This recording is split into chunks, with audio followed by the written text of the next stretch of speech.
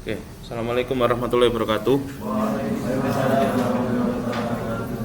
Hari ini kita melanjutkan materi kita ya, dan ini sebagai bekal kuis nantinya.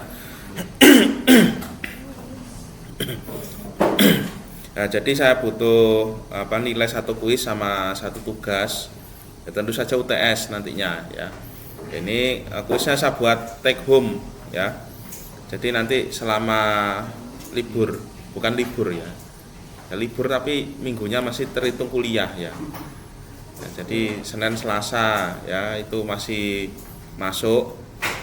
Ya, tapi ini semua dilakukan secara daring ya.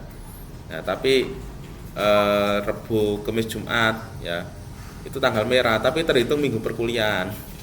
Ya, kuliahnya pas jatuh hari Rebu, Kamis, Jumat ya mau nggak mau harus ganti ya, harus ganti. Ya, kalau minggu kemarin kita membahas tentang diagram fraksi mol ya, fraksi mol cair dan vapor versus tekanan ya, versus P ya. Hari ini kita melanjutkan ya materi kita, yaitu versus suhu ya. Nah, ini ya ada di chapter 6 ya, ada di bab 6 buku Atkins ya. Ya, saya sampaikan intinya saja ya. Kalau kalian mau baca lengkap ya nggak apa-apa ya, tapi saya di sini ngambil intinya saja ya. Nah, ini subbab 6.4 temperature composition diagram ya. Jadi diagram komposisi itu fraksi, temperatur itu ya suhu ya. Suhu dalam apa? Dalam Kelvin ya. Kalau di sini suhunya dalam Kelvin ya. Ya, tapi dalam Celcius apakah ada ya? Ya nggak apa-apa ya. Dalam Celcius juga boleh ya. Karena skalanya Kelvin sama Celcius itu kan sama kan ya. Ya sama-sama rentangnya dia 100 ya. Kalau dinilai dari titik beku dan titik didihnya air ya. Di sebelah kiri ya, ini ada grafik ya, mol fraksi versus suhu ya. Nah, kemudian ini ada grafik ya. Ini sebenarnya grafik yang membentuk menyerupai daun. Ini adalah dua grafik ya. Nah, dua grafik, yang atas ya sama yang bawah ya. Nah, sebelah atas ini adalah vapor phase ya, fasa vapornya. Sebelah bawah adalah fasa liquid ya. Sebelah atas grafik sama sebelah bawah grafik. Kalau sebelah atas ya, fasa vapornya itu ya, kalau secara umum semakin tinggi suhu maka dia fasanya semakin vapor ya. Air dipanaskan lama-lama mendidih ya, mendidih kan itu fasanya berubah menjadi vapor ya, uap air ya. Kalau suatu zat itu diturunkan suhunya ya, didinginkan, maka yang vapor itu cenderung berubah menjadi liquid. Ya lama-lama dia menjadi solid. Itu nanti ada bab tersendiri ya setelah UTS ya. Nah, jadi atas itu fasa vapor, bawah itu adalah fasa liquid. Nah, berarti yang garis ini ya, garis ini adalah garis untuk vapor jenuh ya, atau bahasanya di Atkins ini dijelaskan dengan saturated vapor ya. Nanti saya jelaskan lebih detail ketika nyoba menggambar ya, saya praktekkan menggambarnya ya. Sudah bawa laptop ya sebagian, nanti saya nyoba, kalian juga nyoba ya. Ya barangkali saya keliru input ya, namanya aja manusia ya, menungso, menus kakek duso ya. Nah, ya banyak salahnya ya. Nah, terus yang bawah ini grafiknya punyanya saturated liquid ya, atau liquid jenuh ya. Ya, kalau di tengah sini ini adalah area kesetimbangan ya, area kesetimbangan. Area kesetimbangan itu apa ya? Area di mana fasanya itu sebagian vapor, sebagian liquid. Nah, nanti ada cara menghitung proporsinya ya, menghitung prosentasenya. Yang vapor berapa persen, yang liquid berapa persen. Ya, itu ya. Ya. Ini sudah ada rekamannya ya. Jadi hari ini saya upload, yang kemarin itu belum saya upload ya. Maksudnya yang Senin sama Selasa ya. Ya, jadi pakai rekaman yang ini saja ya. Oke. Kita ke bawah ya, coba problem.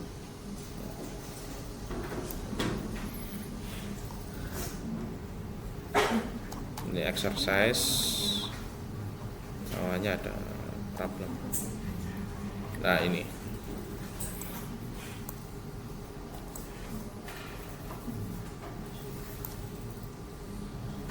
Nah misalkan 6.1 ini ya. Ini ada 1 butanol dan klorobenzen ya. Ini tercampur ya. Campurannya disebut juga campuran biner ya. Nanti ketika praktikum itu ada modul pemisahan campuran biner ya dengan cara distilasi sederhana. Nah, distilasi sederhana itu ya dia stage-nya cuma 1 ya. Stage itu apa ya? Kalau kalian pasti pernah mendengar distilasi bertingkat ya, fraksionasi. Ya.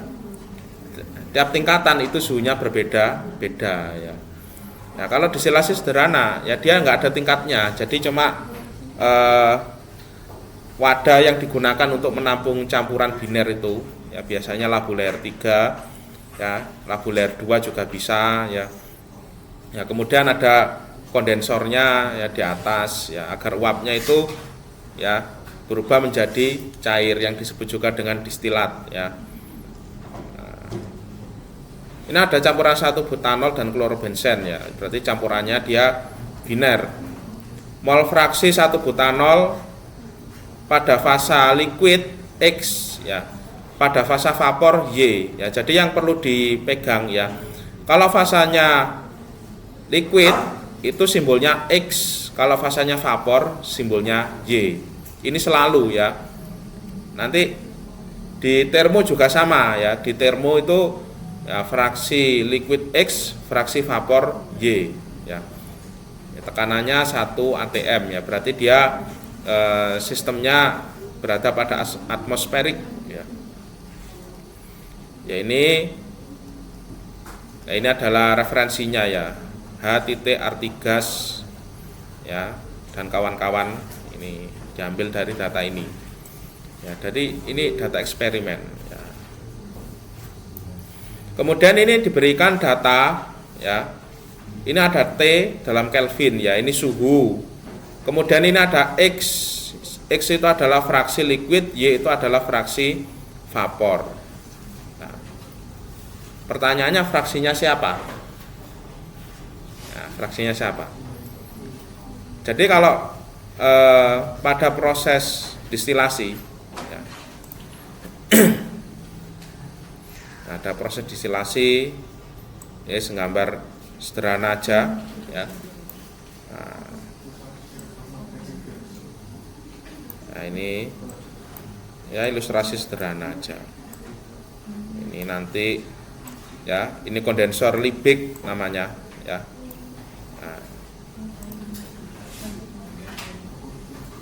Kemudian ya ini ada campurannya ya, campuran 1 butanol dan klorobenzen.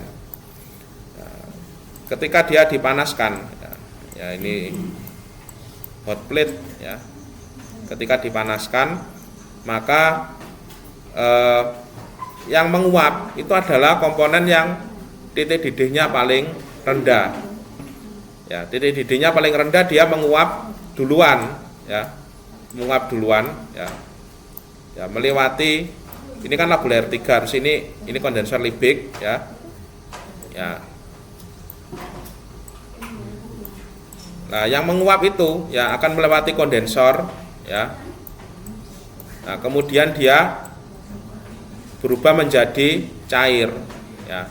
Karena kondensor itu kan dia mengalir air dingin ya, tapi dia tidak kontak langsung ya. Jadi yang uap panas itu melewati pipa ya, yang air pendingin itu melewati perpipaan yang berbeda ya. Nah, sehingga di sini akan netes ya, netes. Kemudian inilah yang ditampung ya. Nah, ini yang ditampung. Nah, kemudian bisa dihitung kadarnya ya. Nah, misalkan kalau dia golongan etanol ya atau golongan alkohol ya, berarti dia bisa diukur dengan paling gampang itu alkoholmeter ya. Nah, yang kedua itu refraktometer juga bisa ya. Jadi setiap zat itu punya sudut refraksi cahaya yang berbeda-beda ya. Nah, itu yang bisa membedakan satu zat dengan zat yang lain ya, sudut refraksi ya. Pakai alkoholmeter juga bisa ya.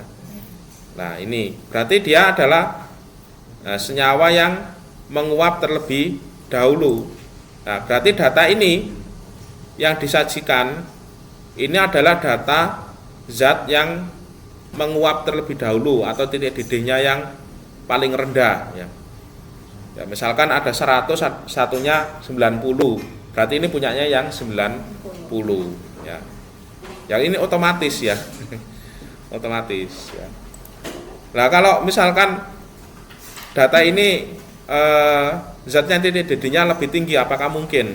Ya nggak mungkin ya. Wong di sini masih nyampur kok ya, ngambilnya gimana ya? Nah, yang diambil kan yang menguap terlebih dahulu ya. Ya. Yang pertama perintahnya ini disuruh menggambar ya.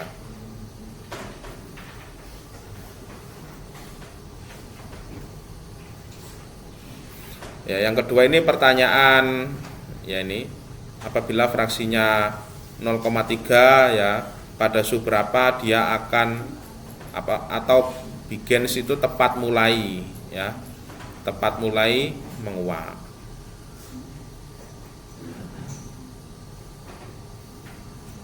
Oke ya, mari kita gambar ya. Ini soalnya saya copy terlebih dahulu ya.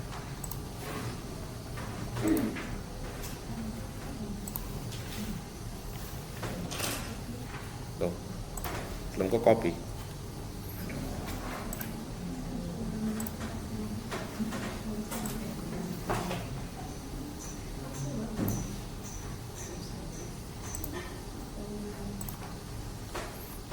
Nah, ini ya.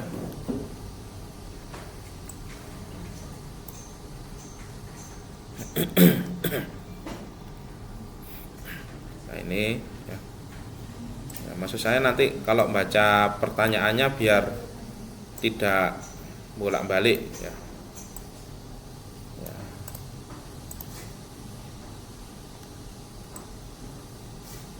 Nah, gini. Oke, yang pertama ya, kita input ya, ini X, kemudian Y, kemudian T ya, dalam Kelvin ya. Kemudian kita masukkan datanya ya.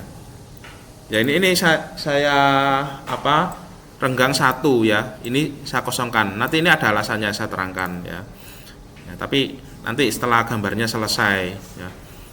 Oke ya, ini yang X ya dimasukkan 0,1065 1700 ya, 0,2646 0,3687 ya, 0,5017 0,6091 0,7171. X-nya, kemudian Y-nya ya 0,2859 0,3691 0,4505 0,5138 0,5840 0,6409 0,7070. Nah, Oke, ini T-nya ya 0, T-nya 396,57 ya. Kemudian 393,94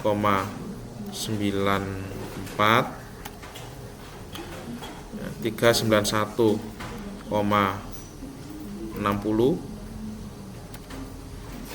390,15 ya, 389,03 388,66 ya, yang terakhir 388,57.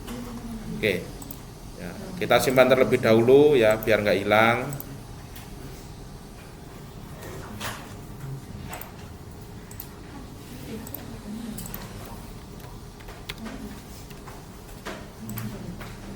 Nah ini, nah setelah ini ya insert, nah, kemudian ini kan grafiknya modelnya ada banyak ya.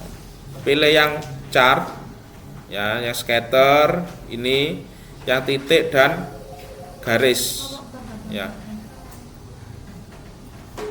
Nah karena ini grafiknya ini melengkung ya, grafiknya melengkung ya.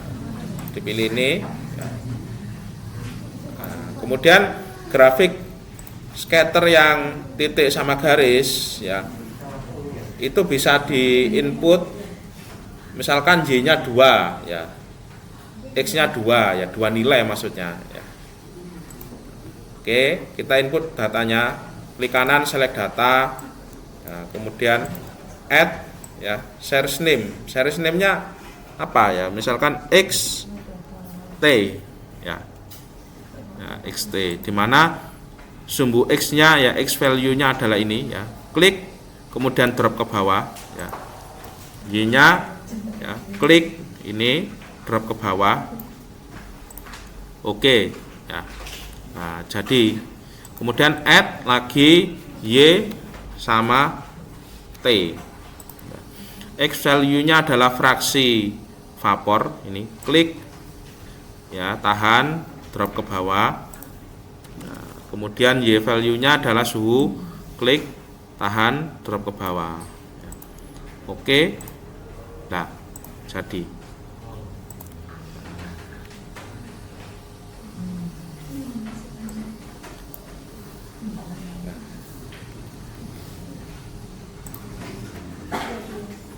ada yang sudah dapat bentuknya kayak gini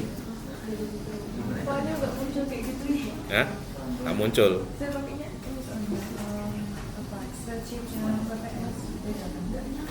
Kenapa?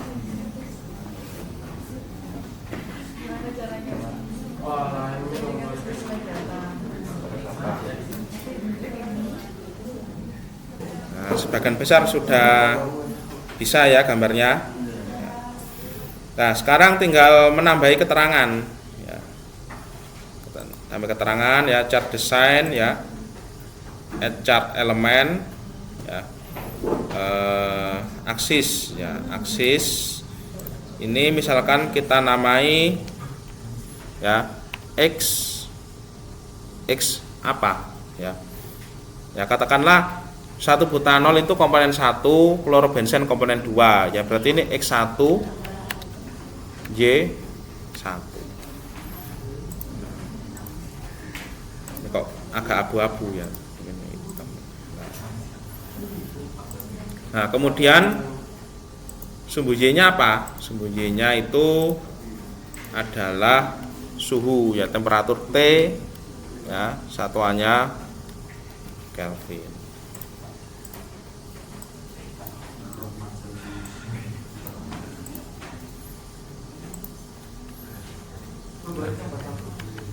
Komponen ya, komponen 1, komponen 1 itu adalah 1 butanol ya. Komponen 2 itu adalah klorobenzen.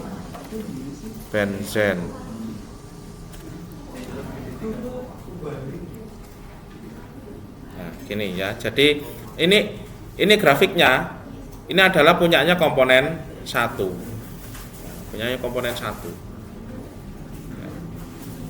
Nah, kalau komponen 2 bagaimana? Yang ngitung pakai rumus fraksi. Nah, misalkan pertanyaannya gini, ya. Sebelum ke pertanyaan, Bapak kok bentuknya kayak gini, ya. Bukannya grafik vapor liquid equilibrium yang versus T, ada nggak gambarnya?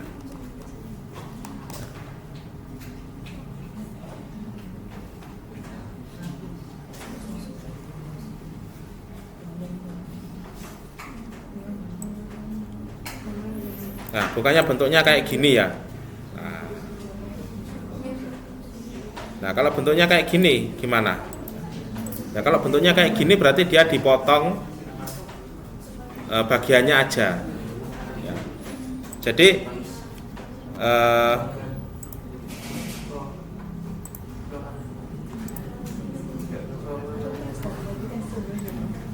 nah, jadi grafik vapor liquid equilibrium, ya, itu bentuknya bermacam-macam, ya.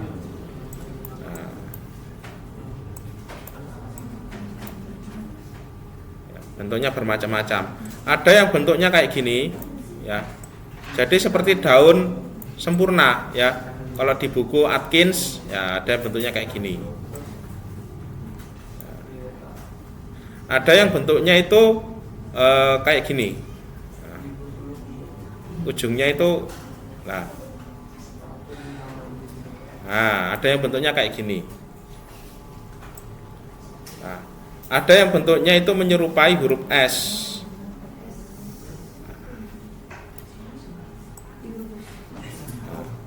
Apa ini? Kayak gambar bebek ya. Tinggal ditambahi kaki sama ini sayapnya. Ya. Oke, ya. Jadi bentuk grafik vapor liquid equilibrium itu modelnya banyak, ya. Nah, ini tergantung apanya? Tergantung dari zatnya, ya. 1 butanol klorobenzen, ya, dibandingkan dengan campuran atsiri, ya, misalkan eugenol, ya, eugenol sama air, ya, sama-sama bisa dibuat grafik vapor liquid equilibriumnya, tapi bentuknya berbeda. Nah, bentuknya bermacam-macam, ya. Bahkan yang campuran azeotrop, ya, kalau campuran azeotrop itu bentuknya kayak gini, ya. Ya, ini ada grafik utamanya, kemudian di ujung ini dia ada anaknya kayak gini, kecil. Nah, ada yang seperti ini. Nah, bermacam-macam, ya. Azeotrop ini minggu depan, ya. Nah, bermacam-macam, ya. Ada yang bentuknya kayak gini, ya, besar, ya. Kemudian ini, ya, kecil kayak gini. Ya. Jadi beda zat itu akan berbeda bentuk grafiknya, ya. Kalau yang ini, ya, ini kan diambil ujungnya aja, ya, dipotong sebagian, ya. Kira-kira grafik yang bentuknya apa, ya? Ya, kalau enggak yang ini, ya, kalau enggak yang ini, ya berarti yang ini, ya. Ya, kalau melihat bentuknya ini loh, ya. Nah, ini kan kayak diambil ujung bawahnya aja kan. Ya, ya, kalau enggak yang tengah ini, ya yang kanan atas ini. Ya. Nah, jadi bentuknya bermacam-macam. Nah, kemudian grafik ini bisa kita beri keterangan, ya. Nah, keterangannya, misalkan ini garisnya saya hilangkan terlebih dahulu. Ini adalah vapor phase, ya.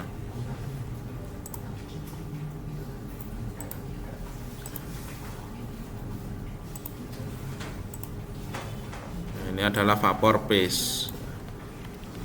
Kemudian yang bawah, ya. Yang bawah ini adalah liquid phase, ya. Fase vapor, yang bawah fase liquid, ya. Ya, semakin kecil suhunya kan semakin liquid, ya. Kemudian yang tengah-tengah, ya. Yang tengah-tengah bagaimana? Ya, yang tengah-tengah itu adalah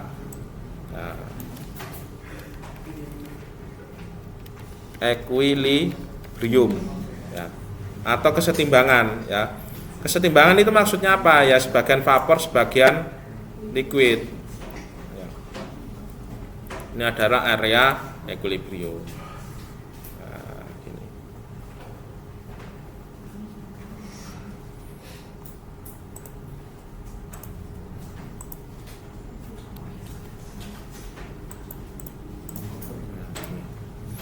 Nah, misalkan saya ada kasus kayak gini, ya. Saya cari suhunya yang mudah aja, ya. Nah, misalkan saya punya kasus jika distilasi dilakukan pada suhu 393 Kelvin, ya. Berapa komposisi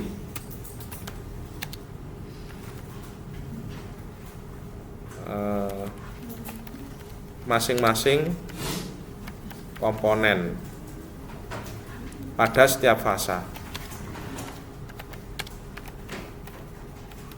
Nah, misalkan ada pertanyaan gini, saya kembangkan, ya. Jika distilasi dilakukan pada suhu 393 Kelvin, berapa komposisi masing-masing komponen pada setiap fase, ya. Masing-masing komponennya ada 2, fasanya ada 2, berarti kan ya 4 kan, ya. Nah, jadi cara membaca grafik vapor liquid equilibrium itu kayak gini, ya. Saya pakai garis, ya. Shape, ya, ini ya, insert garis, ya, 393 ini, ya, klik, ya, kemudian tarik ke kanan. Nah, nariknya sampai bagaimana? Nariknya itu sampai dia memotong 2 garis ini. Ada yang biru sama yang orange kan, ya. Nah, saya memotong ini. Ini saya tebalkan, ya, misalkan biar kelihatan yang belakang. Ya, warnanya saya buat lain, ya, hijau. Putus-putus. Nah, oke, gini. Nah, jadi nariknya dari kiri ke kanan. Nah, kalau nariknya, ya, jangan keliru, ya. Kalau nariknya kayak gini keliru, ya. Nah, ada ya, misalkan gini. Nariknya gini. Nah, kalau gini salah. Nggak ada, ya. Nggak ada vapor liquid equilibrium ditarik dari bawah terus kanannya ada 2, itu nggak bisa, ya. Ibaratnya ini kan nanti kalau ditarik perpotongan ini masing-masing titik ini kan suhunya nanti ada 2, ya. Apakah mungkin misalkan dalam satu alat, ya, dalam satu waktu, ya, suhunya berbeda, ya, melakukan pekerjaan yang mustahil, ya. Ya, kecuali waktunya berbeda, ya, 1 jam pertama, 1 jam kedua itu beda cerita, ya. Ini waktunya sama, alatnya 1, suhunya 2. Ya, nggak mungkin kan, ya. Ya. Jadi kalau narik kayak gini, ya, pasti salahnya, ya. Jadi ya, yang benar itu narik gini, ya, 393, ya, klik. Nah, ini, ya, pas kan ke 393 sini. Nah, di sini. Nah, ini kan terjadi perpotongan, ya, garis biru sama hijau. Ya, yang biru ini bisa ditarik ke bawah. Nah,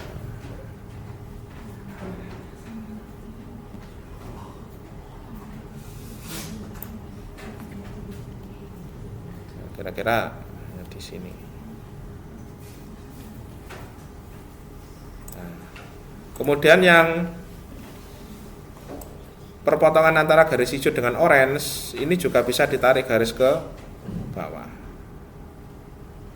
Nah, gini. Nah, ini kita namain apa? Nah, ini karena dia memotong garis biru. Biru kan punyanya liquid. Liquid itu apa? X, ya. X1, ya. Atau keterangannya ya saya kasih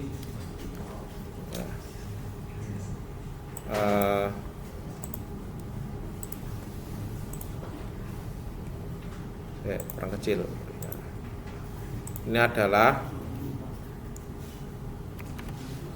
fraksi liquid ya, fraksi mol maksudnya, fraksi liquid 1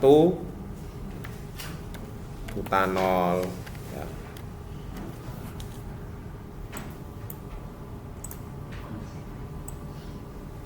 Fraksi liquid 1 butanol. Nah, ini X1. Nah, ini. Nah, kemudian yang berpotongan dengan garis orange ya. Kita namai Y1. Y1 itu apa? Fraksi liquid untuk klorobenzen apa kloroform tadi? Klorobenzen. Klorobenzen. Oke, saya ini. Nah, gini. Ya. Oke, sampai sini ada yang bingung cara membacanya? Nah, dari kiri ke kanan ya. Jangan kebalik dari atas ke bawah. Saya dulu waktu mahasiswa pernah soalnya. Ya, 393 saya cari 393 di titik apa yang biru sama yang orange ini yang mana ya. Apa? Pasti salahnya kalau gitu ya.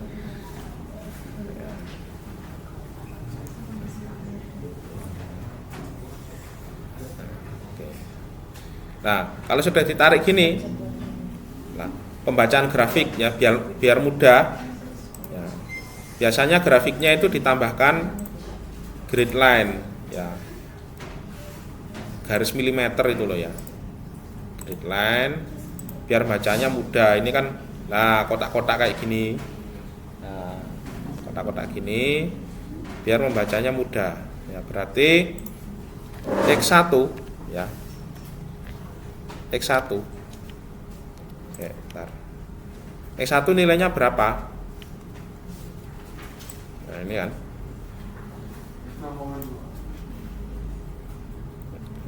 0,2 lebih dikit ya. Berapa ini? 0,2. Ya, anggap aja 0,205. Ini kalau biasanya kalau kita berada di control room ya, ada alat kolom distilasi, alatnya diklik ya, itu keluar grafik yang seperti ini ya. Nah, keluar grafik seperti ini. Pembacaannya itu nggak manual. Kalau ini kan kita manual ya. Kalau di control room itu biasanya kursornya dia itu digerakkan, dia itu langsung keluar koordinatnya ya, nilainya 0, ya biasanya 3 angka atau 4 angka di belakang koma ya. Itu yang nanti dicatat ya. Ya, karena kita ini pakai Excel ya, jadi manual ya. X1 segini. X2-nya bagaimana? X2 sama dengan 1 dikurangi X1. Ya. X2 sama dengan X2-nya berapa? Sama dengan 1 dikurangi ini. Nah, kalau dijadikan persen bagaimana? Ya. Ya, biasanya ya, jadikan persen. Ya.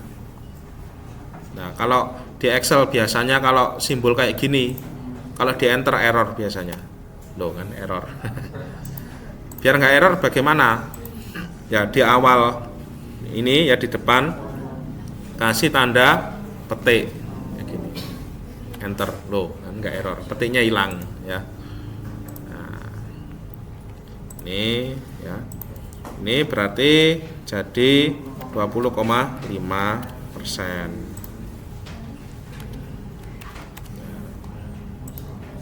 Ini jadi 79,5%.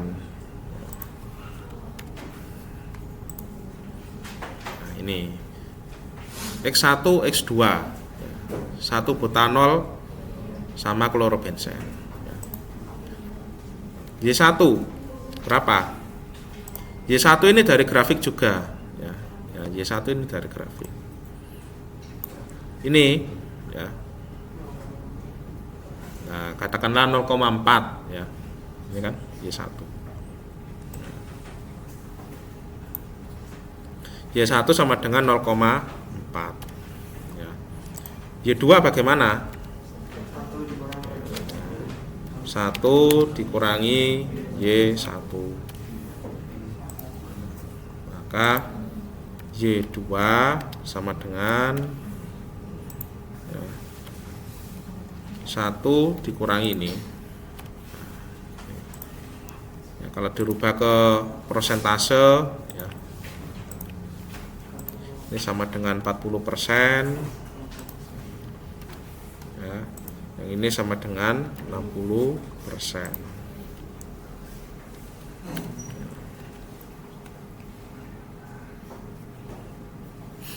Nah, ini. Oke, sampai sini ada pertanyaan enggak? Ini masih cara membaca grafik. Nah, ada pertanyaan? Tidak ada. Oke. Oke, selanjutnya. Nah, misalkan saya punya kasus kayak gini. Ya. Ini pertanyaannya bisa dikembangkan. Ya.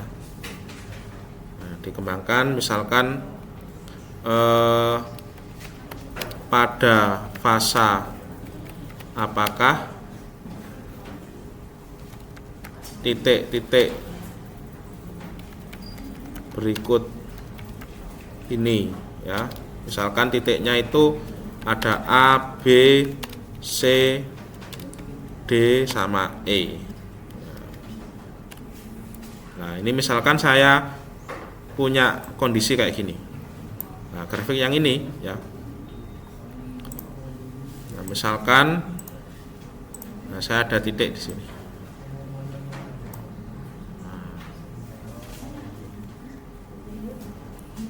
Ini saya kasih warna merah, ya. Merah. Sini, kemudian di sini, ya. Nah, kemudian di sini, ya.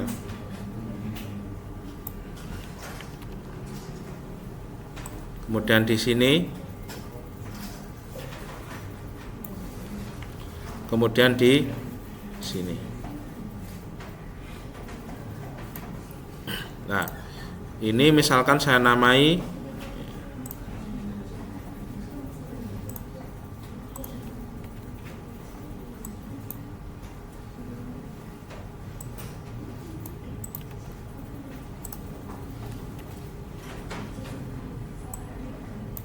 ini A, ya.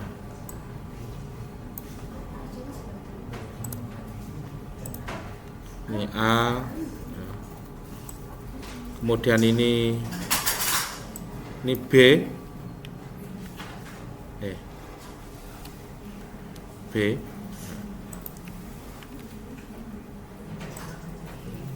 Kemudian ini C.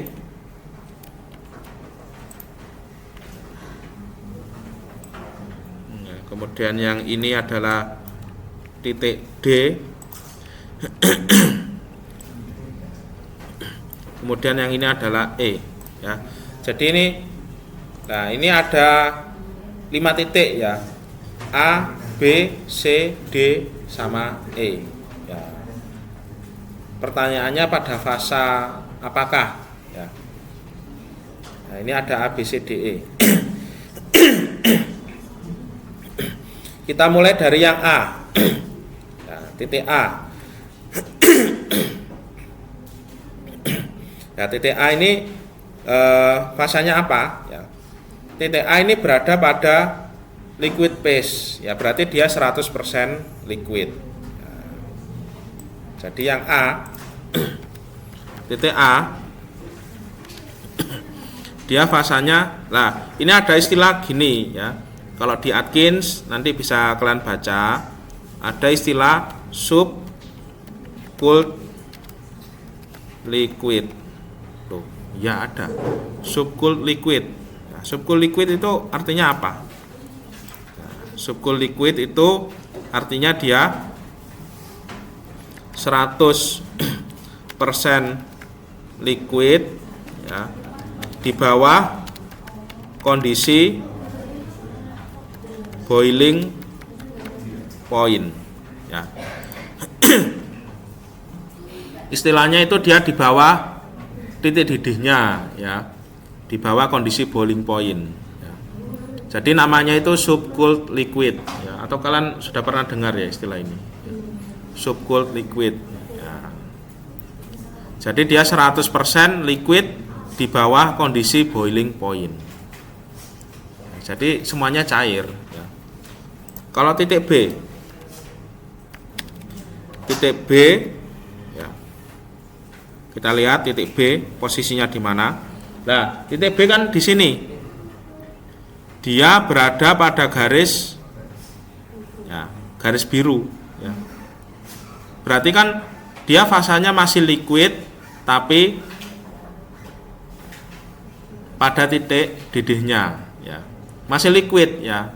Seumpama dia bablas sedikit ya, ya sudah menguap ya dia ya, berarti dia ya, ini ada istilahnya gini, istilahnya itu adalah saturated liquid. Jadi ini istilahnya saturated liquid atau liquid jenuh ya, liquid jenuh ya, atau saturated liquid ya.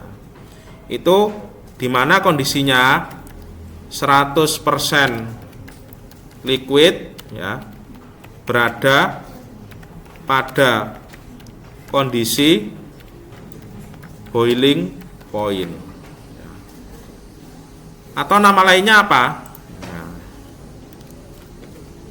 tepat akan menguap. Ya, nama lainnya ini.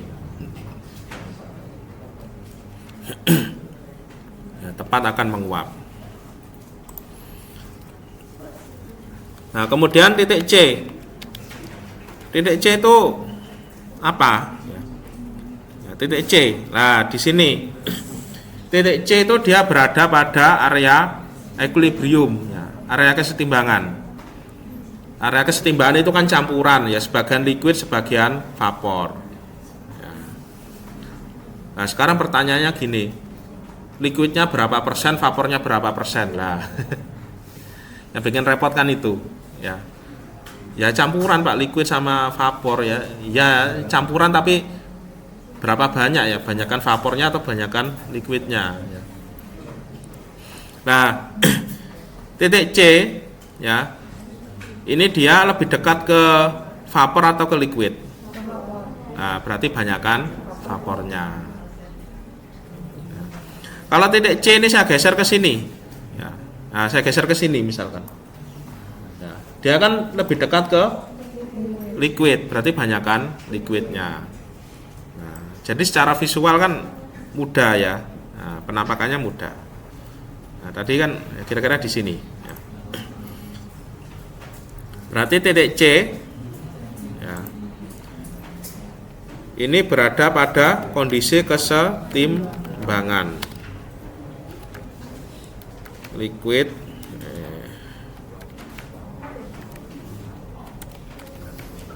liquid vapor. Berada pada kondisi kesetimbangan liquid vapor ya. Sekarang berapa persen liquidnya ya. Nah, yang bikin repot kan pertanyaan ini ya. Berapa persen vapornya, berapa persen liquid sama vapornya ya. Nah ini bisa menggunakan metode grafik ya, makanya tadi kan saya kasih grid line ya, atau biasanya kalau anak SD menyebutnya, oh ini garis milimeter kayak gitu. Ya, grid line. Nah, ini kan kalau dengan metode grafik bisa dihitung ya. Ya, kalau keseluruhan itu dari B ke D ya. Nah, B ke C kan bisa dihitung ya. B ke C bisa dihitung. C ke D juga bisa dihitung. Dari mana? Dari jumlah kotaknya. Ya, dari jumlah kotak ya. Kalau pakai kertas milimeter ya dulu masih manual, biasanya dari jumlah kotak bisa, dari penggaris juga bisa ya. Nah, penggaris seberapa mili ya. Ya, satu kotak kan 1 mili ya kalau kertas milimeter itu. Nah, berarti gini ya. Misalkan berapa persen vapornya ya. Berarti ini kan banyakkan vapornya. Ya, berarti BC per BD. Ya, vapor kan ini kan apa? Yang sebelah kanan, tapi yang dimasukkan itu adalah BC per BD. Jadi kayak seberangnya kayak gitu. Ya, mudeng enggak ya? Ya. Kalau berapa persen liquidnya? CD per BD. Nah, kita buat dulu ya. BD ya, BD berapa kotak?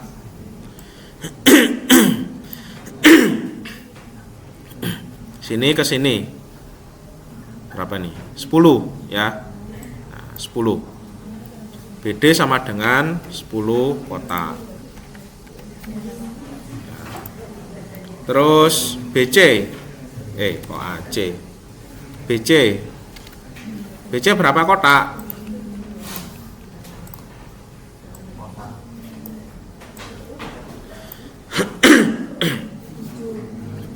5 tambah 2, 7. Tulis 7 kotak ya. BD, BC, CD ya. CD berapa kotak? Berarti sisanya ya. Maksimalnya 10, ini 7, berarti ini pasti 3 ya. Ya. 3 ya, kalau kita lihat lagi ya. Kotaknya itu juga 3 ini. 1 2 3.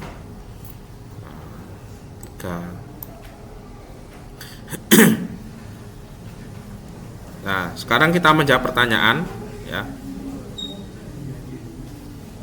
Nah, berapa persen liquidnya? Ya, berarti liquidnya tadi apa? CD ya dibagi BD. Ini kan sama dengan BC kok BC CD ya, CD ini dibagi ini. Nah, gini. Berapa vapornya? Nah, vapornya itu adalah BC ya dibagi BD.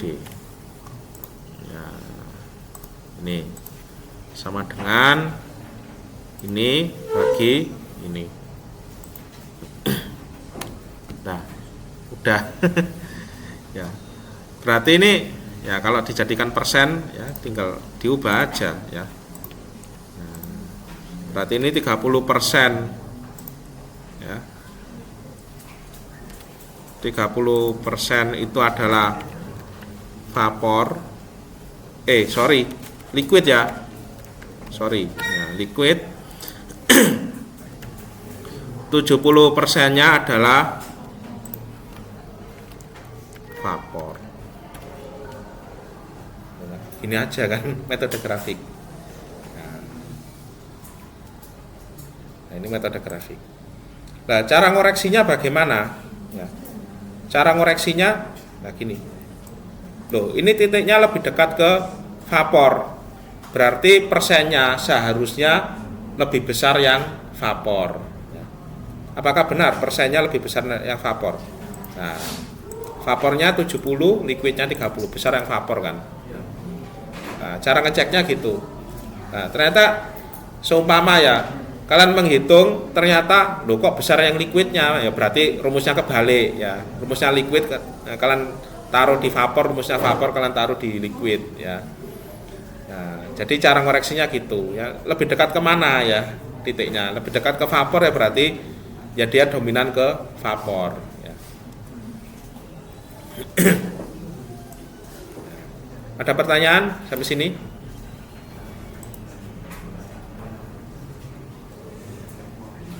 Nah, sekarang titik D.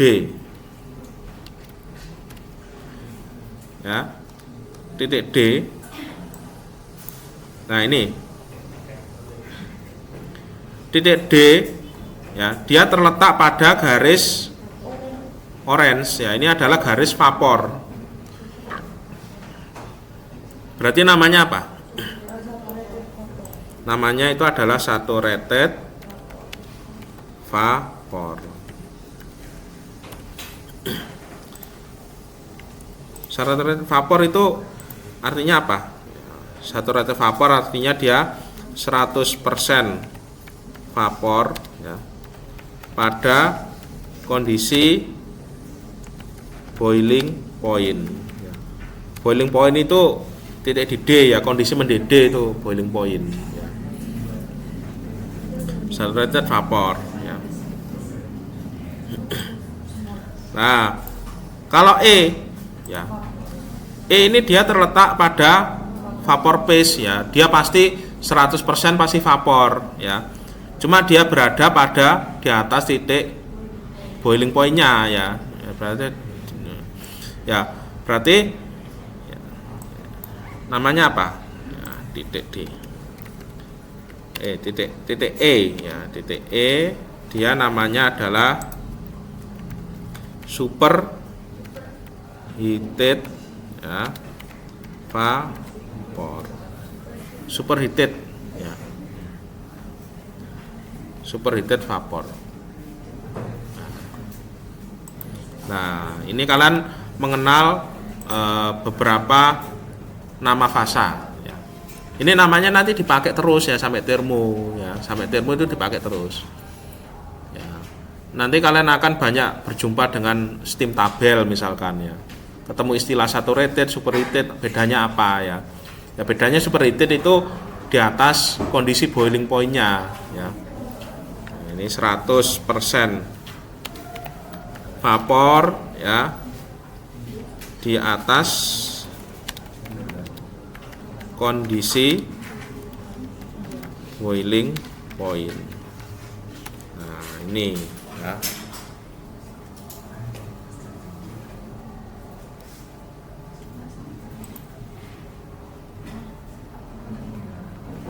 Oke, sampai sini. Ya, ada pertanyaan?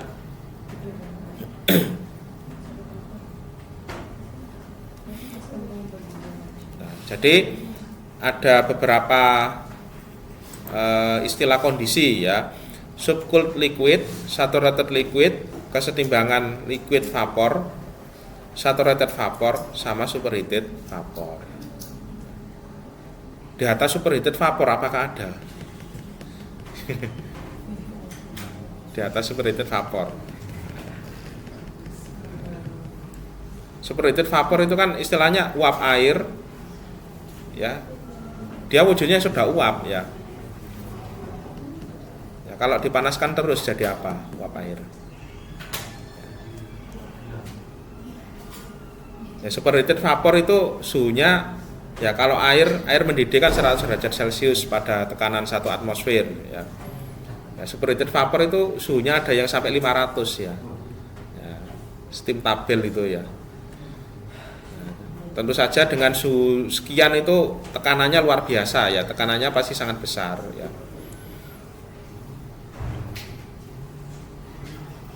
Ya, kalau terus dipanaskan ya bisa-bisa jadi apa? H2O terionisasi itu loh ya. Bisa-bisa jadi plasma ya, plasma.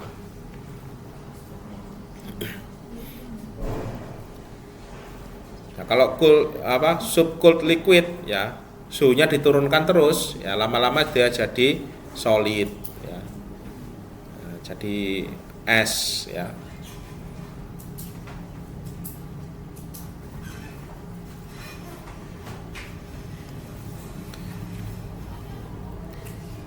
Nah, nanti kalau praktikum bagaimana? Ya, kalau praktikum ya biasanya itu dibuat gini ya.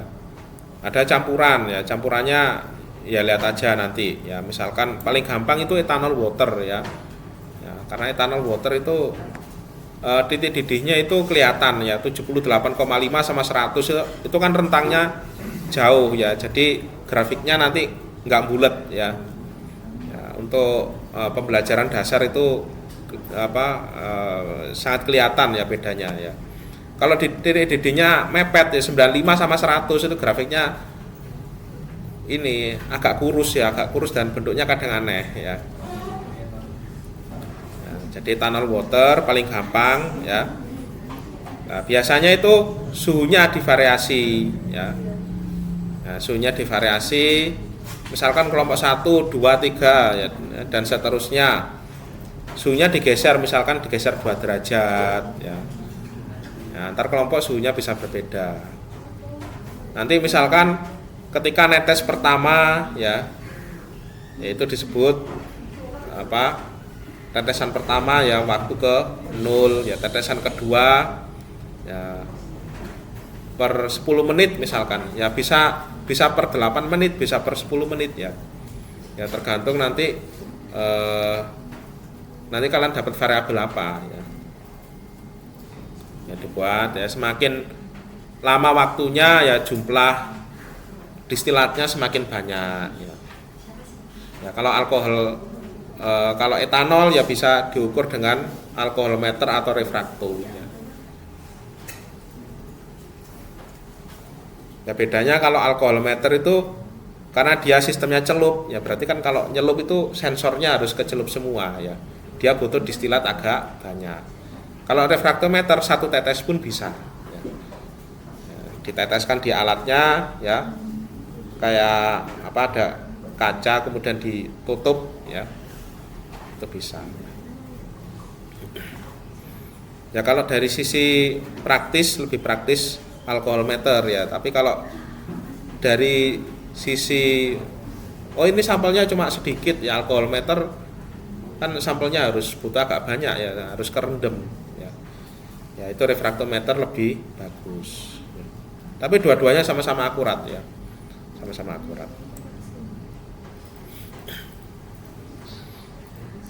Nah, ada pertanyaan sampai sini?